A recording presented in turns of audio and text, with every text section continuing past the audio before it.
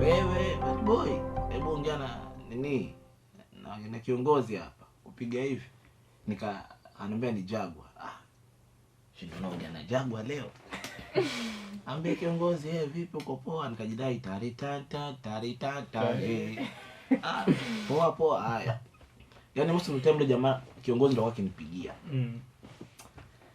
Nikatoka, nikachukua nguo, nikapitia kule, nikatengezwa nywele, nikamwambia tengeza nywele yule jamani kesho. Chris simu. Kesho bro. Saa 2 kwa airport. Sasa nisikutana naye kesho. Singekuwa nishachukua.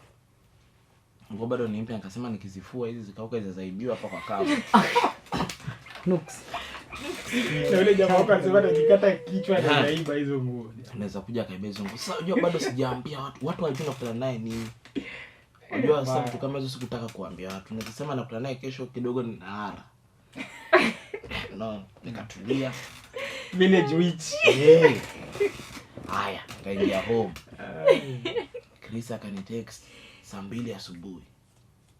Ndio unajua hata ukiwa chini bro. Hakuna siku nirauka kama hiyo day. Mimi 5 nilikuwa niko macho. Kwa macho. Usiku yote nilikuwa naota. Huja mbona mbona. Utalala vipi na anxiety na kusumbua wewe? Bana. Nimechukua nguo kwanza, nachukua hii nguo nasema ni hii. Bado natoa. Nivae hii. Natoa. So nikapigia marafiki zangu simu, nikapata gari, kuna jamaa akachukua gari, alafu nikamwambia madem, nasema kuna madem fulani, kuna dem fulani ambao anasalimisti wangu ananisonga anaitwa Grace. Huyo dem sasa, video zangu mingi nimefanya na huyo dem TikTok. So dem kwa madem 3.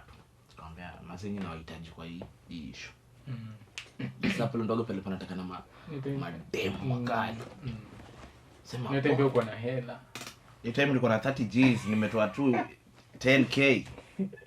Nakodisha gari, beshte yangu akalita gari akasema gari tuweke tu mafuta. Ya ngapi? 500. Dumbwa. Weka mafuta. Nikapata jamaa fulani hapo bodyguard nini? Mlete. Kwa bouncer. Sasa ifanye kazi. Mlete bodyguard. Bodyguard akakuja. Jamaa amefura fresh, nikamwambia ndo utasimama na mimi mzee. Kana katafuta top time yangu poa nini. Sio mwanaume ni kujichocha tu. Kachukua nguo zangu zote kwanza kazilalia. Zisibiwe. Hiyo time ni buti. Nakumbuka buti kwa sababu vile iko mpya. Sema maziwa. Nikasema hii nikaipake dai tena inaje bali ni mpya. Sikutaka kutoa hata ile nini hapa. Ile imesha ni mpya. Hii ni origi. Lazima ujue na vitu origi. Sikutoa. Kwa mguu yangu hapo. Haya, nikafika 5. Nikaanza kupigia ile madem. Nikamwambia wewe amkeni. Muoge. 5. Bana. Unajua kitu yangu ilikuwa mbaya. Wewe vipi? Unasikia mwingine amelala. Sawa. Kidogo akanizimia simu. Baadaye wamezima simu wamedozi bana. Nikapiga. Kumbe mwingine simu yake iko silent. Sasa napigia huyu. Wakaamka saa 1. Sasa mimi unajua nilitoka 6. Nikasema sivai. Nikachukua nguo zangu nikabeba. Kaenda kwa beshte yangu fulani na kapo Sunset. Wacha mtaani nipite ni kama naenda kununua mahamri. Na nimevaa bobo zangu nini, champali zangu tu na tata zangu za mtaa. Pani shikamoo marhaba. Wewe asubuhi ngapi? Zoezi. Na bag. Yule nimeshazifunika unajua. Waenda hapo babangu zoezi kucheza boli. Nenda kwa beshte yangu nikakaa. Mamake akapika chai. Mamake beshte yangu tukakunywa hiyo chai. Yaani nakunywa lakini bado. Sasa nipo kuambia mtu hata mmoja leo tunakutana ni wale wasichana na wale mwenye gari na bodyguard. Hiyo anxiety ukuambia siwezi. Sikujaribu hata mtu yote, hata babangu ajui. Hata babangu hakujua. Mwenye alijua I think ni bro yangu na sis. Jubuda alikuwa amelala na sikutaka kumwamsha hiyo time. Na mama. Mamangu yupi? Mama. Kama mama. Mama hakujua. Hakujua. Alijua. Ah. Alijua. Ah. Mimi hiyo time atalikuwa si date. Ngoja pata kitu. Uko na kitu. Si bwana unajua mimi yani hiyo design hiyo relationship nakwambia hata tumeipigia tu story iko tu ni ile huwa tunakuaga. Mimi na hizo vitu yani kwangu zilikuwa bado haziko by the way tu yani. So hata sikuwa nimemwambia. Mimi yani watu nilikuwa nimeamini tu ni hao wasichana tu wenye nilikuwa nao tu ndio nilikuwa namwambia. Unajua hiyo relationship lazima pia umejieleza sana mama mimi nenda huku nenda huku. So hiyo time nilikuwa sina si hata walikuwa hawako, walikuwa wengi. Wako wengi. Lakini sikuwa ati nimwambia ati basi wewe ndo mama na kwambia hii stories. Kuna hata mwenye alijua ni hao wasichana ambao nilikuwa nimechukua hao wasichana watatu. Na dansa moja, na dansa moja ambaye toka Captain Morgan. Best friend of mine is a good dancer on TikTok, ana dance poa. Ambaye ndo tunaenda na wewe. Hao ndo yani watu 6 plus huyu mama pale kwa tunakunywa chai, yeye ndo akajua. Na huyo kijana nikamwambia bro, nyamaza hivyo hivyo watu watafanya kujua kwa nini? Kwa mtandao. Nikavaa hapo kila kitu, so nikauia huko, nikachukua marashi zangu, nikafanya, nikapaka kila kitu, nikachukua nguo zangu, nikaziweka hapa, nikamwambia hata meja nikikwa hii gari. Zikae hapa mahali najua ziko safe. Waya. So kama by time wala wasichana wakakuja, cheki vile wamevaa smart, akasema hii pia imeuza. Kapenda. Nikapenda ngasema mambo ya relationship hata hiyo time haiko kwa akili yangu. Mimi najua aim yangu ni najua nikishafanya ile kitu itafanya hata wasichana wapende, unaona.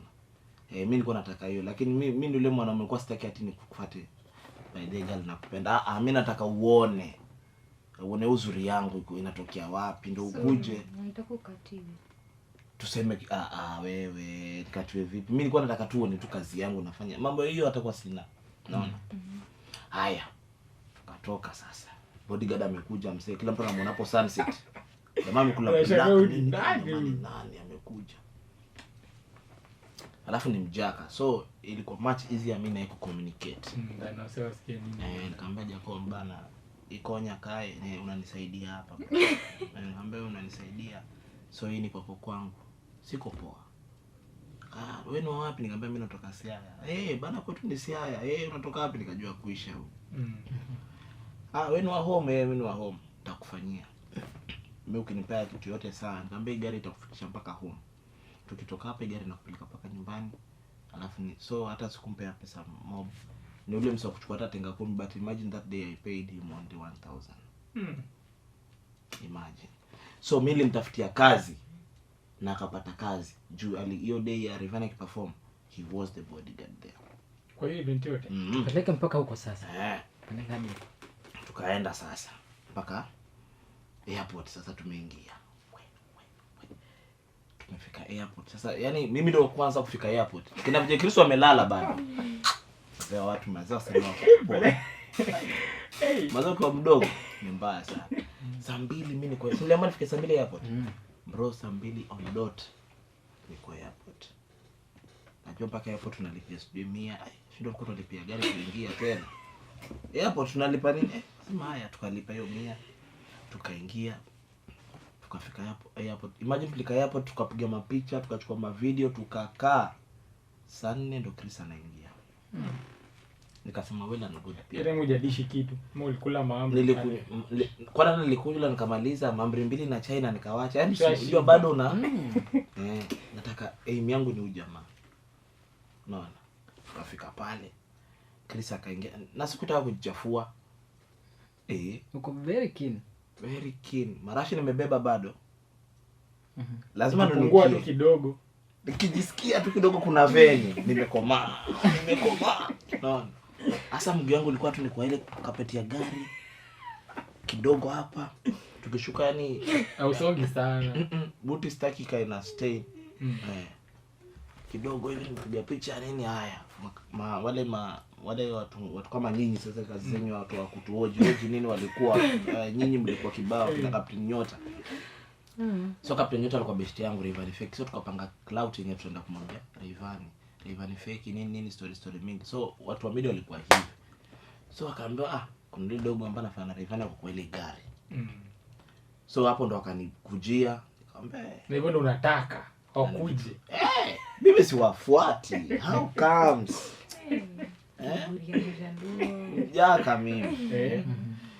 Hiyo hiyo unaweza ambiwa nipatie basi 1000 nikufanyie kitu. Unajua kuna hizo vitu ziko. Nishafanyiwa hiyo kitu by the way. Nipatie 1000 nikuweke on air. Jamaa kwa na hizo. Sasa wale walikuwa wanakuja, Rayvanny fake naomba tukufanyie nini? Kidogo naambia poa. Lakini naangalia chini. Kaka mali fresh hapa nimekanyaga najua pasta chafuka. Kama nioje huyu amemaliza, huyu mwingine amekuja amefanya, nikajua hizi zita trend. So hapo ndo watu watajua kwamba udogo alikuwa ameenda kumfuata nani. Haya tukaambiwa sasa Rayvanny ndio huyo amefika. Chris akakuja tukapiga naye story tukaongea nini, dogo si nilikwambia. Kaambia nashukuru Chris. Haya hapo Rayvanny kwamba tuende kwa ile sijui huko, sijui ndo kwa ni wapi huko VIP. Huko VIP huko. Twende huko. Tumeenda. Rayvanny atoka hii side, turudi kule, twende. Kama mara 3 4 kumbe kitu nilikuja kugundua ni kuwa kama kuna mtu mwingine anataka kumham in one way hawezi mpata. Tulienda 1 2 3 4 5 ndo tukarudi. So alizungushwa huko tukapata watu wako sawa. So ndo Rayvanny anakuja. Unajua nimeanza kutetemeka. Roho inapiga, nasikia baridi. Nani najisikia yani, but nikasema ile confidence na kuorganize miaka zote. Mbona ipoteza hii? Juu unaweza jaribia jina na seconds tu. Unaona? Akasema watu ambao naangalia ni watu ambao wananitegemea huko home. Hao ndio ambao wananitia nguvu. Mimi hata siangalii mtu mwingine, naangalia tu sister yangu, brother yangu na budangu. Hao ndio watu ambao wananitegemea. So I don't want to mess. Nikajikaza mzee. Rayvanny ndio yule namuona matuta yake. Yule pale ni mfupi, si mrefu. Jamaa mbele mfupi. Yule pale nikamuona. So sikuwa naelea ati ndio mimi nipisheni. Katulia kwanza ni heshimu tu kila mtu, unaona? Waliomleta walikuwa pale nini. Watu wa kumhoji walikuwa wakaenda hapo wote. So wakamhoji nini, Rayvanny akanispot. Unaona? Kunispot yeye pia naye hawezi kukufuata. Unaona? Mimi hata mimi ninaweza kumfuata. Huyo kumfuata nayo lazima ningeenda. So nimetulia kuheshimu tu wale watu wanafanya kazi zao. Ndio pale sasa Captain Nyota akasema basi kuna dogo fulani amekuja. Tumemleta hapa jeze kuona. Sijui kama unamjua. Tunamtaga Rayvanny fake. Yeye mwenyewe akasema Vanny Boy wa Mombasa. Namjua. Ndio huyu hapa. Ndio sasa mimi nikatokezea. Kufika pale. Kuna hiyo video, hata video I think bado iko hata kwa TikTok mnaweza iona. Vipi nakuaje Vanny Boy? Poa mzee, uko fit. Mkono si najua master si rahisi kwa mkono anaweza kupatia hivi. Mkono tumekaa hivi akiongea vipi uko sawa? Tarehe 9 vipi utakuja kuperform? Na mimi tarehe 9 ukinipanga juu mimi sikuwa sijapanga kwa hiyo show, unaona? Hata timu wale kwa nijui. Watu wa Zijam, Ziki Media ndio nimetaarifa. So hapo ndo ananiangalia, ndio huyo. Dread ziko safi. Sasa mkono nishapa kama marashi kidogo, yani akikaima na baki na senti yangu. Unaona? Anajua udogo pia ananuki. Kwa poa niko fiti nashukuru nini. Sasa wale watu wa media wajua kila mtu hataki kupitwa. Yaani wamefinyana pale, yani design nyingine kila mtu anataka atengeze content yake. Sawa brother, niko poa niko fiti. Tukimaliza hapo tutabonga. Sawa. Nikampa time yake. Uvuchi tulitaka hiyo time iwe mingi hadi mimi niojiwe ili niseme nimeappreciate nini, hata nipatie youth morale, nimwambie youth vitu kama hizi zinawezekana. Kama unatamani kukutana na idol wako mwenye nini, usiwahi give up, usiwahi kufa moyo, una get. But hatukupata hiyo time. Nikasema well and good, but that little yenye ameni appreciate hiyo ndio kitu nilihesabu kama step. So nikatulia. Wakamaliza wakamhoji nini wakamuuliza swali lingine mbaya hapo. Hata sidhani kama ile swali lingine mbovu. Hata alimuuliza kuhusu Paula. Na Paula Kajala afa akamuuliza ni kitu mbaya kama shame ni wewe mwenye aliuliza swali lingine hata mimi mwenyewe nikashtuka. Paka jamaa akapiga no wakakatizia hapo. So tukamwambia tupige picha. Tukapiga naye picha. Simu ipige Chris na watu wengine wakatupiga picha. Nikamwambia bana, nikamuita King, unaona sio kumuita tu King, naambia mazee King, mimi hata sitaki pesa nini. Mimi nataka tu pali popote unaona mimi naweza fit kwako. Bro, I'm here. Wewe ni chaguo tu, mado unaweza ona mimi naweza fit tu kwako, mimi niko kwako. Ananiambia tu kitu iko vani. Endelea kufanya vitu vizuri. Mimi ninaona, unaona.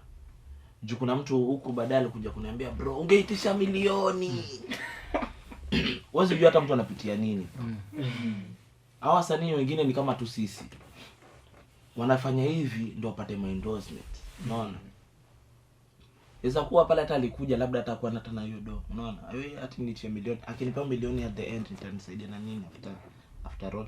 Kama 30k nimekuwa na inaisha. Hiyo imebaki ngapi? Hapo na kama na 8k sijui 10 sijui. Jungo nimechukua around za 12, nimechukua nguo mingi hadi zingine nitavaa karibu za 12k. Mafuta umeweka hapo. Bado kuna ile madem lazima upate kidogo. Una get? Lazima mkakule. Unaona? Though mimi nasema mimi vile si mraibu, nilihold ile pesa hata nyumbani nikasaidia. Unaona? But ningekuwa ni yule mtu ambaye sasa kidogo nimechukua gilbiz zangu nini inaitwa gani ile kubwa, mzinga yangu, nikaenda nikajidai. Unaona? Ile ndio ningemaliza mapema. Na wale watoto after pale ukishapata na Rayvanny ungeenda muimalize. Unaona? So nikapiga nini, akanambia poa, tutabonga. Akamwambia Rayvanny twende time. Unaona? Alikuwa mpele kwambia Rayvanny hata sikuwa hata na namba hiyo time. Nikamwambia kiongozi vile unapenda kwambia, mimi naomba tu unidm tu namba yako. Akanambia ina noma. Alipoingia gari kitoka ka DM namba. Unaona? So ni mtu ambaye on his side alijua lookalike wake mwenye yuko ni. Unaona? So yeye mwenyewe alikuwa anajua mimi na perform. Juu alikuwa akiona vitu zangu mingi ziko kwa stage. So anajua boys ana perform. So akili yake alikuwa anajua obvious Mombasa inanijua nitapanda stage. So akaenda, thank God wale wenye hiyo event organizers, promoters na organizers wale nipangia nini ticket yangu VIP. Wale nikia VIP na wale mademo kasema mademo nao walikuwa shalipa. Juu walikuwa najua obvious mimi nitakuwa. So wale walikuwa shalipa regular yao. Unaona? Like sasa walikuwa wanajua mimi nitapata hiyo regular, lakini mimi nilikuwa VIP. So mimi tent yangu ilikuwa iko pale, na hiyo day kulinyesha, tent yangu ilikuwa iko pale, sina mvua. So nasimama demu wangu na makeup jamani, hawa sio wananyeshewa huko. Walikuwa wamepewa mali kama kiwanja ya mabati huko maskini. Wameko huko mali kuna holi yao, but sasa sisi tuko mali kama hapa tu ndani, unaona? Tunaketi kwa kiti kama hii. So walienda, nikaingia paka huko, nilikuja paka huko sports club, tunafanya sports club, nilienda paka sports club. Tukaingia hiyo uwanja, kaamba hapa ndo Rayvanny atafanya sound check. Ni fulani. Nikasema mimi Rayvanny anaweza nipandisha stage, but the thing is lazima nikuje sound check. Juu siwezi kuja hivi. Ule ni msanii mkubwa bro. Ndio pale una mess na kitu ndogo. Nikasema tisa nipewe tu mic niende ati macho yalikona. Haiwezi. Lazima upite sound check. Unaona? So nikauliza siku ya sound check, wakaniambia ni siku fulani. Kumbe usiku Rayvanny alikuwa ameenda kunyolewa na Mintos ndo alijitolea kumnyoa. So walimfuata wakamnyoa. So alinapaka English Point. Kuna video tulichukua nikiwa English Point, Rayvanny akiwa pale ndani. So kuna jamaa fulani tukakutana naye pia English Point. Alikuwa ameenda kukula, mzee anatoka sijui Switzerland sijui wapi. Yeye Rayvanny akaniita mimi, jamani Rayvanny. Na mtu ako ndani. So nikajichocha tu na yeye. Say hi to people of Switzerland. Hey, hello, here is me. Welcome all. Z-Jam, we're going to take place. There's a big event there. And it's 9. Grab your ticket. Tell a friend to tell a friend. Yeah, nini mikwara kidogo. Jamaa kaenda zake. alikuwa live. Sasa nitumie video. Ukadandia tu rahisi hivyo. Yeye alinifuata nayo. Rayvanny, so shajua Rayvanny amekuja kwa hotel. So akileo walijua ni mimi. Oh, vipi? Can you say hi to my people there? Nini. I'm like, yo, what's up? This is your boy, them call me Vanny Boy. You already know. You most welcome to the best event going to take place pale. Kajichocha kabidi poa. Na Rayvanny kule ndani. So ile kio ilikuwa tinted tu design hii. Na boys wako pala na cheki. Mimi napigia promo event Zijam. So paka watu wa Zijam wakaanza kuona udogo alikuwa anafaa. Unaona? So hiyo time walikuwa hawakuni propose. Jo walikuwa akifanya road show, naenda wanazunguka Bamburi huko anaenda. Wako wamenipropose, wako wananijua. So ile video, hiyo video kidogo huyo Chris alikuja akachukua akawapatia akaona. Huyu boys alikuwa anafanya hii time. So wakanibidi waniambie nini niende Mama Ngina. Nikafanya nini? Nikaji-advertise. No. So I had to go there. We advertise. Siku na advertise ndo siku Rayvanny anafanya nini? Na perform Sound check. Sound check. Of which mimi singepanda stage. Alafu sasa day Rayvanny ana perform. Alikuwa ana perform na band. Niambie band bro. Utaenda out of key kabisa pale. Shuka wewe, ndani shuka. Hakuna kitu nafanya shuka, unaona? So sikutaka ile. So mimi ndio nikapiga promo, watu wakafika. Nikamwambia event ni kesho. Mimi sikuwa nazuia hata na watu walikuja pale wameshiba bro. Bodyguard wote. Wako mpaka ma design hapo anaongea nini. Lakini ilikuwa ile ndio ile kijana. Ingia. Unaona? Nilikuwa naweza ingia mara 3 4 nikitoka nikajichocha kidogo natoka narudi. Natoka nijione kama jamaa anaweza nikumbuka. Toka Vanny Boy uenda vipi? Uenda wapi? Amba nachukua kitu hapa naenda wapi? Najida napiga simu narudi. Unaona? So nilikuwa nimesema hapa naweza chukua hata mtu nikaingiza mabishi zangu wawili free. Kumbe madogo nao walipata shida baadaye. Juu ilikuwa lazima onekane na tag. So aliniomba Vanny Boy tuampe njoo ingine. Nikawachukua wawili. Kumbe baadaye kulikuwa na shida. Sasa time ya performance kina Otile Brown, sasa Otile Brown waliimba la Rayvanny. So mimi nimekuwa kwa VIP, sasa tumeketi pale. Mahali kiti yangu iko tu hivi. Kiti ni kama hivi, nimekaa hapa stage ile pale. Kule unajua ule dancer wa Nairobi huu mkubwa huu mrefu mnono sijui anaitwa nani. Kuna dancer mkubwa mkali na acha sasa yake na Color Blue. Mweusi hivi Mbaluya ana madred. Sio kwa nini anaitwa dancer. Chiluba. Anapenda sijui simkumbuki jina juu sikumfuatilia sana. Kuna dem fulani pia. So hao walikuwa kwa stage. So nikapanda je Chris kwa naye nikatoka pale kwa hiyo VIP nikapanda stage.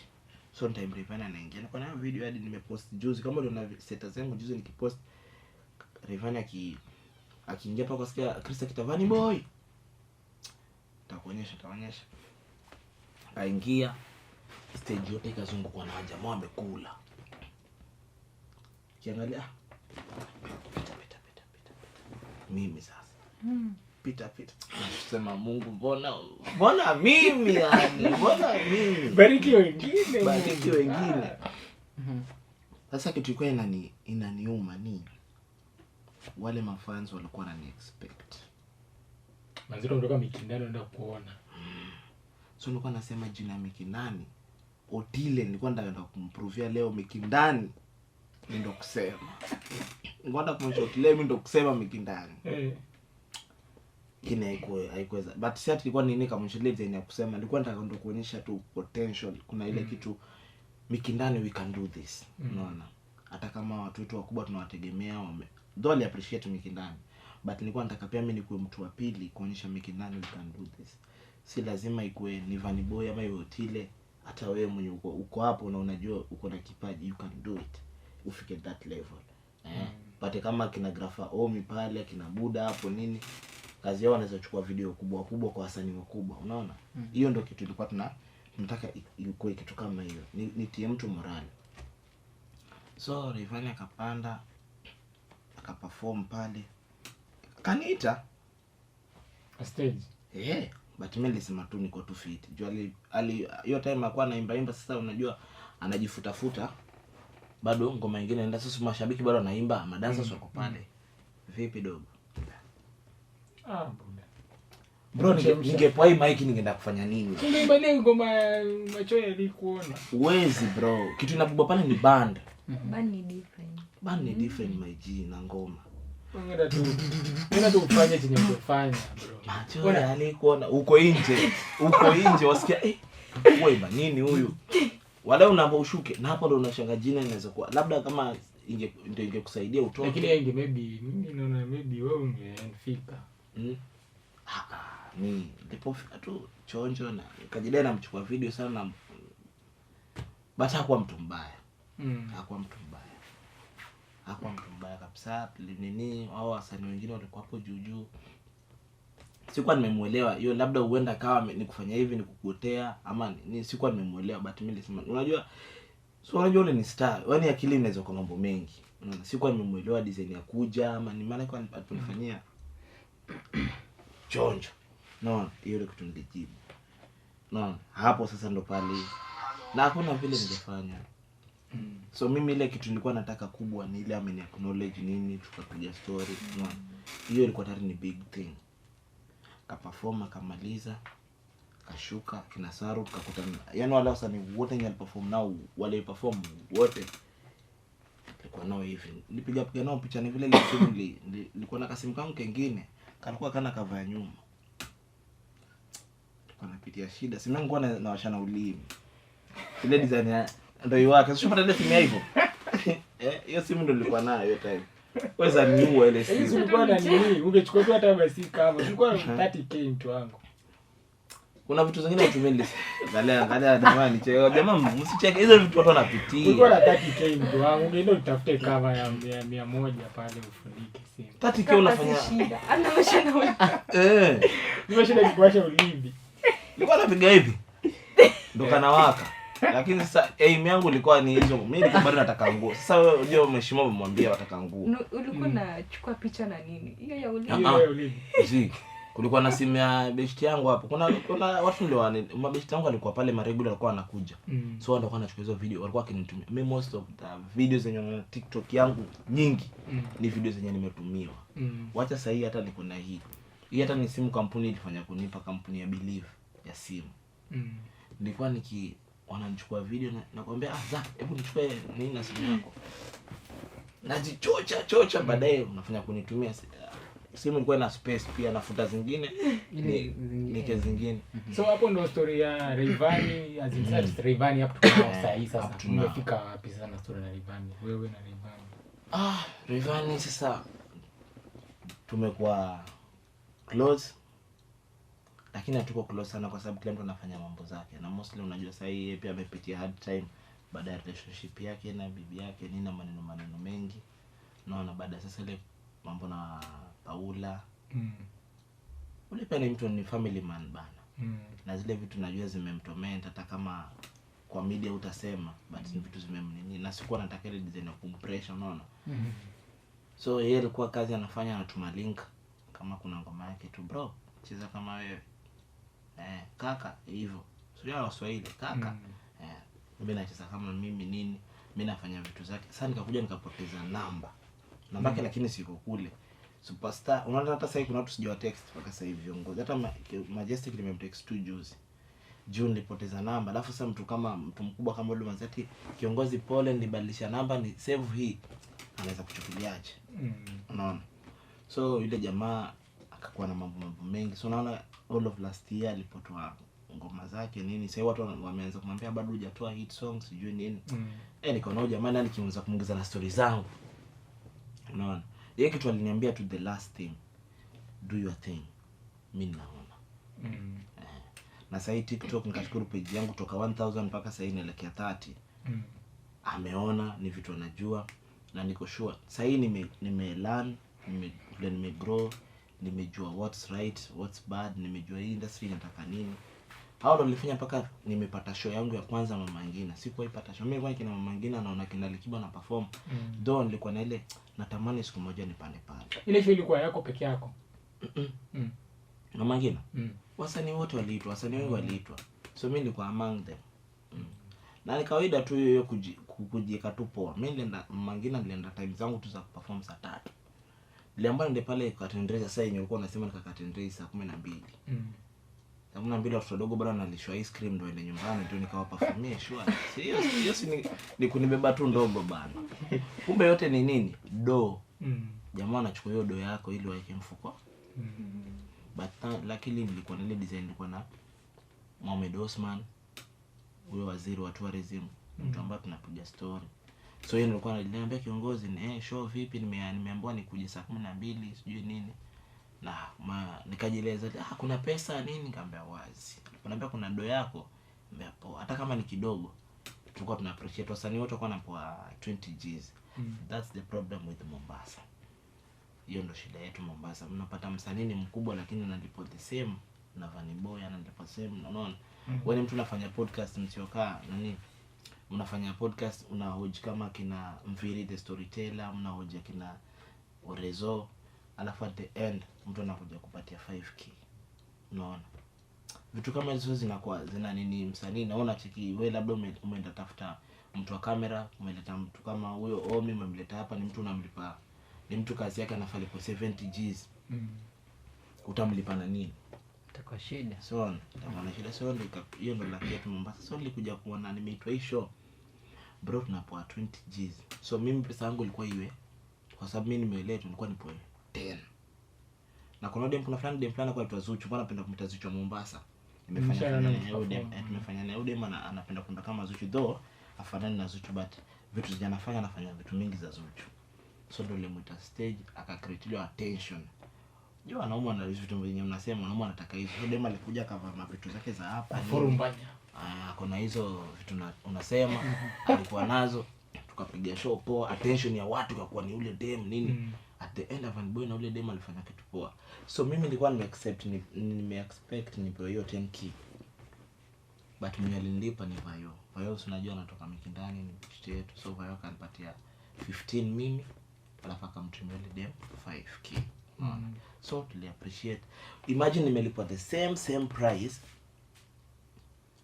na mtu kama Eko 254. The same amount na hawa wasanii wakubwa cost.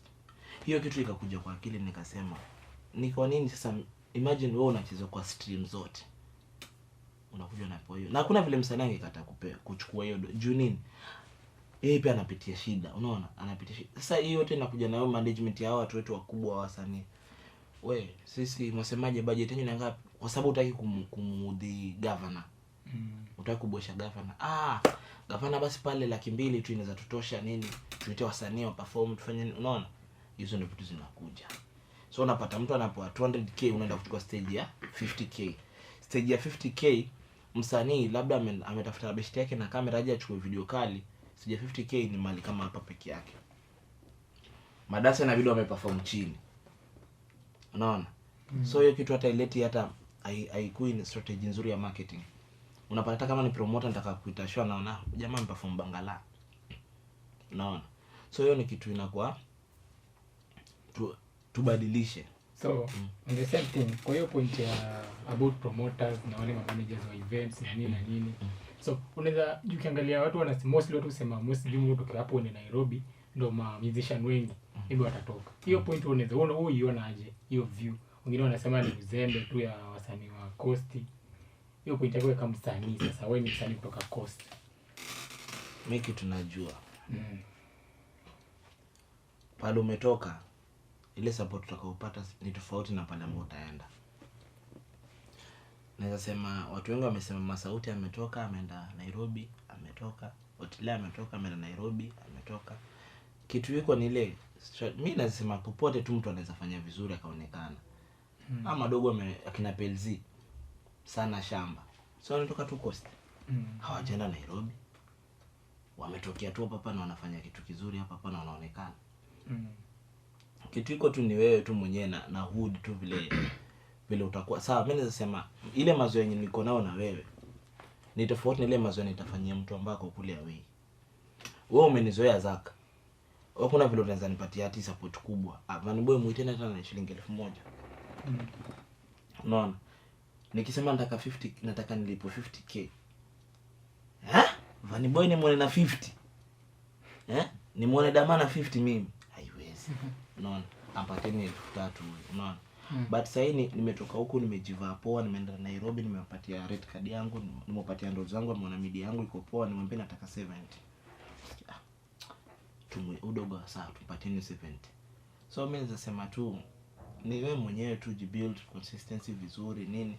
Wala ambao shida ni wale ambao mmezoeana nao. Wala ambao mmezoeana kama mkusupport atakusupport, kama hataki kusupport atakusupport tu. Ati game ya Mombasa, game ya Nairobi. Sasa tunasema Mombasa juu, yani vile watu wanaichukulia Mombasa tunaweza kuwa tuko chini in terms of kusupportiana. Maana sasa hizi support zinatoka na media. Ni nyinyi lazima tuweke vizuri. Nyinyi lazima mweke vizuri, ndio nyinyi mtucheze, mtuuze. Vitu kama hizi podcast kama hizi mkitupatia ndio sisi, ndio channel zetu zinakuwa. Lakini tukisema ati tuimbe tu, alafu sasa hivi unaona Mombasa media watu kuhoji watu, nyinyi mko kidogo. Mmoja mnahesabika. Mwenye anaweza sema Captain Nyota, sijui kama mnamjua. Kuna jamaa anaitwa Captain Nyota. Sijui nani. Amko wengi kama vile Nairobi. Nairobi kila mtu wengi wanafanya hizo. Taona kutatu yamehoji huyu, tao nini na sasa kule naweza sema wameamua talent. Kila kitu wewe unapata mtu ameamka asubuhi ameenda kufanya tu TikTok. Nairobi huko. So naweza sema tu huku Mombasa ni sisi wenyewe tunakuwa tu ni uvivu. Si ati hatuwezi.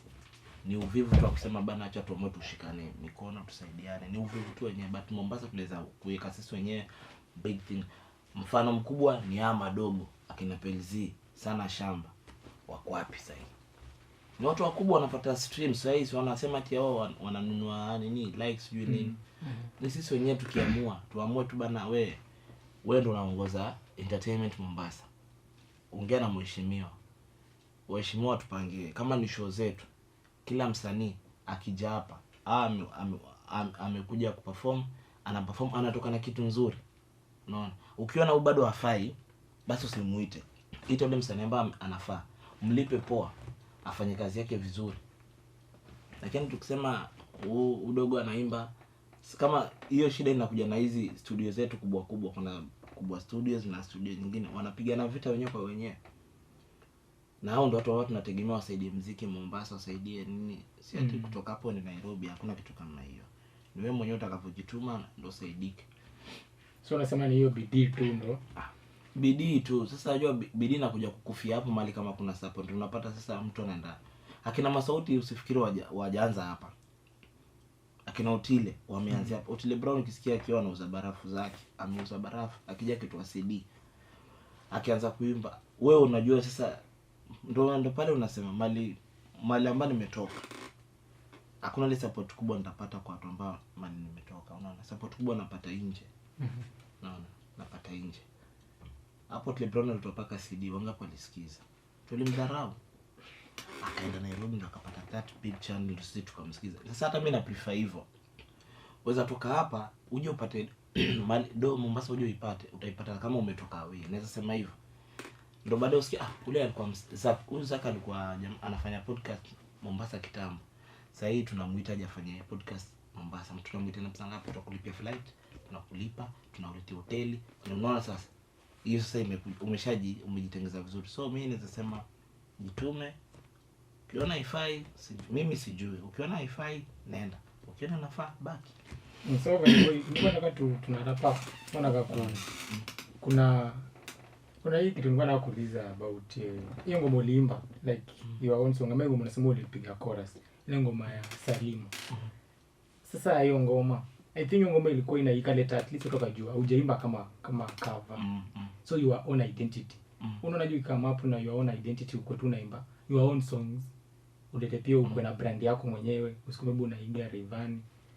Ushaifikiria maybe kujiestablish wewe mwenyewe as an artist? Na ile kitu nimeanza kuichange tu of late. Hata hiyo Salima tumetoa nini? Kuna shati yangu hata ukiangalia t-shirt nimeandika wa Mombasa. Nataka watu wajue tu wa Mombasa. Ikuwe tu hiyo jina.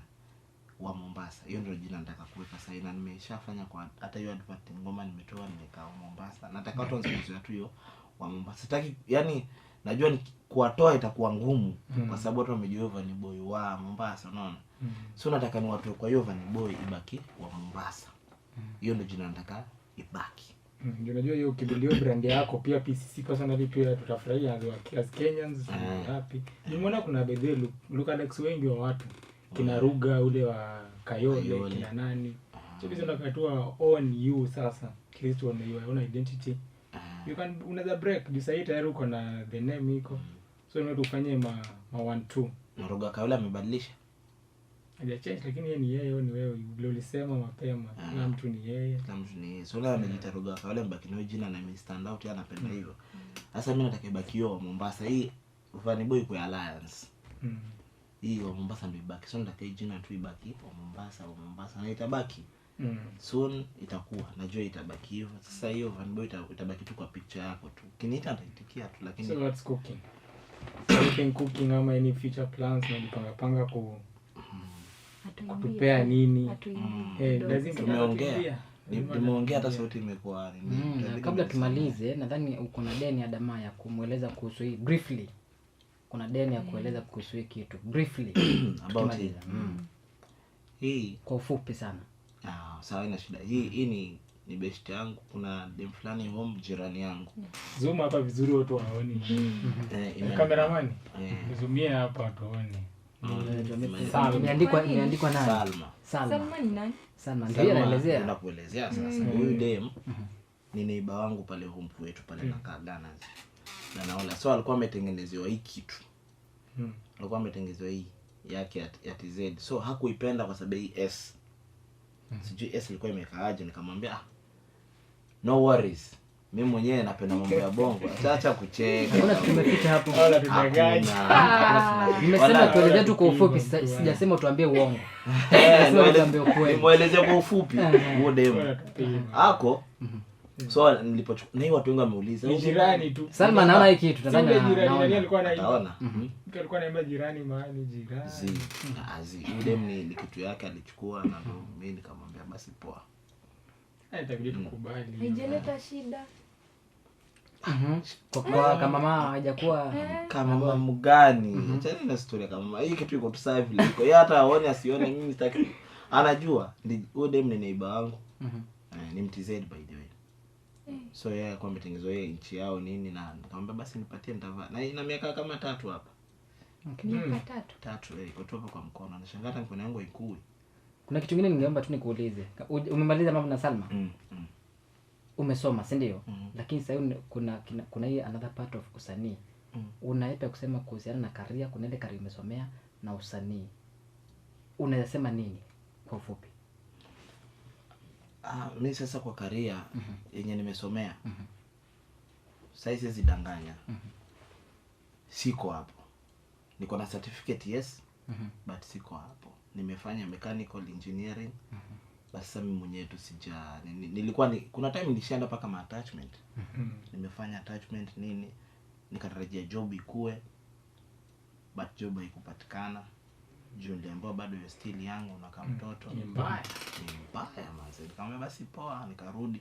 So nikaanza nika give up tuna hiyo stuff. Na sasa naweza sema hata wewe mtu ambaye uko hapo nje u give up. No. Fanya.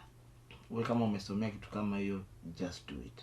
Kwa sababu huwezi jua pengine ndio kitu mbeta kusaidia katika maisha yako, just do it. So on my side mimi niliona tu niiache, niangalie kitu kingine nisaidia.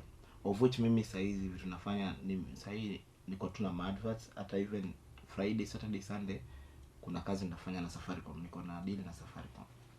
So mimi nafanya kama MC. So inakuja on Friday, this Friday. Friday, Saturday, Sunday. So nitakuwa ni kitu nafanya every week. So hiyo ndo nafanya nao, na pia hizi deals za promo kama hiyo kampuni ambayo nimeambia ni Top Furniture.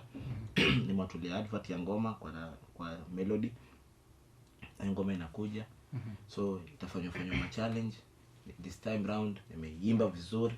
So challenge mtaifanya poa, msikize. Tuite tukushoot. Mtanishoot. Bila shaka hapa kuna watu kadhaa wa sinema. Kuna swali la mwisho ningependa kutoka kwangu. Kuhusiana na saa hii kama tunavyojua Eric Omondi ametoka Nairobi, anatembea na miguu mpaka hapa Mombasa.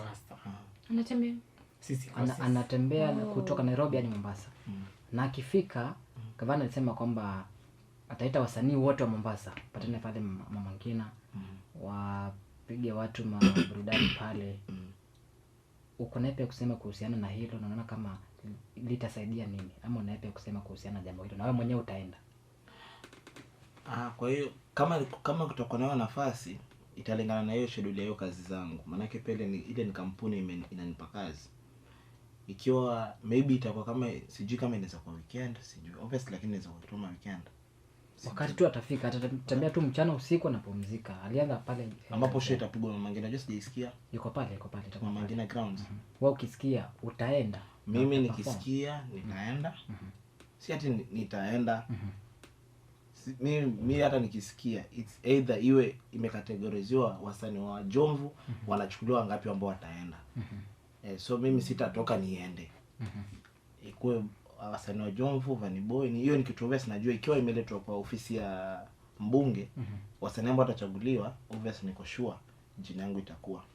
Of which kama itasemekana tuende sawa, lakini ati ikuwe ati nitoke mimi pia ni Vanny Boy nimekuja ama mimi ndo wa Mombasa nimekuja, uongo sikazi. Sitafanya. So ikuwe wamekategoriziwa wasanii wanaitwa waende. Mimi si kama vile nyinyi, najua nyinyi lazima mtaenda kutengeneza manini kule kuojojo watu, unaona? Nyinyi lazima mjipeleke. Mimi sitajipeleka. So it's either zikuje na nipatiwe, maana yake ifika kwa ofisi pale najua simu wako nazo watanipigia na nitaenda. Na kitu naweza urge youth man yote yule mwenye ambaye ataenda. Mimi on my side nimesema nitaenda. Sitaenda unless niwe protocol observed, imepatikana njoo hivyo. Alafu niongee na kampuni yangu nyumbani nafanya nao kazi Safaricom, watu wangu ambao wanafanya advert za simu nini, niwaambie mimi kuna mali fulani naomba sitakuwa. Na pia nikienda kule nizaenda kuuza tena kazi yetu, unaona, niende kule nikafanye promo zetu bana, tuko na simu fulani tunauza nini, maana yake niko na kampuni 2 so far, unaona. So niwaelezee vile tunafanya. Lakini ikiwa wewe ni msanii na bado uko underground na chance kama ile isikukose, unaona. Wewe kama uko chini usione ati basi Vanny Boy pia amesema hataenda juu mpaka nini atipea azi. Naenda, huwezi jua nini ita happen. Ufike pale utalan, unaweza kosa kupata hiyo chance ya kuperform, but you learn something from there. Upate wasanii wanafaa kufanya hivi, wasanii wanafaa kufanya hivi, kitu kama hiyo, unaona. Hiyo ndio kitu ya kujijenga. Haya, ni mbaya quick fire. Ndio unajibu tu once. Unajibu tu na only one answer. Tutaenda. Blue ticks or being left na delivered message. Ndio upigwe blue tick kama mtu i-deliver na asiongee, asifungue message yake. Only one. Asifungue. 1 million followers with no money or 1 million with no internet. 1 million followers with no money or 1 million shillings with no internet. 1 million shillings with no internet. Niko best. Bro. Pilau or biryani? Biryani. Being told nitakutumia na I will call you back. Gani unachukia? Nitakutumia. What's that meal you will cook when your fuliza is crying? Ugali sukuma. Ndio your favorite. TikTok or bodaboda? Tuk. M-Pesa balance ya 50%. Ya 50 bob. Na battery balance ya 2%. Gani nakupeanga anxiety unasikia tu sasa hii mambo gani? Battery maze ya 2%. Ukiwa na 50 utishiki uogopi. Unajua na za manage. Celebrity mgani Kenya unakutana na hivi unamwangalia unamuignore unasema hapo Kenya? Kenya. Celebrity gani Kenya nikimwona mwignore? Najua sijapanga nao bado. Hiyo aturudi tena ama tuseme nini fast. So mazee tuingie bana, watu waingie Valentine to shower in the mood for the Valentine, wale wapenda nao. Wale wapenda nao. Yeah. Wale wapenda nao. Namshukuru Mola kanijalia. Mrembo wa sura hadi tabia. Na kila sababu kujivunia yeye. Hello. Yani kama ndege na wanae. Tuogele na tupae. Kwenye kiota tukakae. Mina wewe uje majestic nikubebe washangae. Wenye uchungu wakazae. Tukicheza kuchikuchi na otae. Mina wewe nasema dama shepu sinia. Kiuno kijiko tosha. Hello. That was great from Vanny Boy. Now guys, it's a wrap. And that was what, and nakwambia hii ndo the best manze podcast in the Coast region right now as we're talking. Just what you have to do manze ni pale YouTube. True. Subscribe to our YouTube channel Majestic Digital TV. Ndiyo. Na follow manze our podcast because we are up and running. Unatupea handle zako pia tusikuache at least. Okay. Yeah. To finalize me handle zangu ni jina ni hiyo tu Vaniboy Mombasa kwa hizo handle zote, lakini this time round tunataka tukuje na hiyo wa Mombasa tukiwork out pole pole. Hizo maybe hizo biashara zingine zitakazokuja tutabadilisha huko mbele but handles ni Vaniboy Mombasa in social media platform. Na nikimalizia nikwambie youth man, don't wait until you've reached your goal to be proud of yourself, but always be proud of every step you take towards reaching that goal. Na kitu hiko nita appreciate magrafa wote, cameraman, kazi yao ni kubwa kuchukua hii video. Mazee Mungu wabariki, kazi yenu ni nzuri. Bless up. Sasa. Hello, umesikia manze words of wisdom kutoka kwa Rayvanny wa Mombasa himself. Na once again for the graphers, Mr. Baya pale, Omar Saif, Hans Kana, manze kazi safi. I'm happy. My co-host hapa hivi manze kazi safi. Custom mwana wa Musioka. And guys, it's a wrap. Ni mbaya. It's getting bigger manze. Adios. Until next time.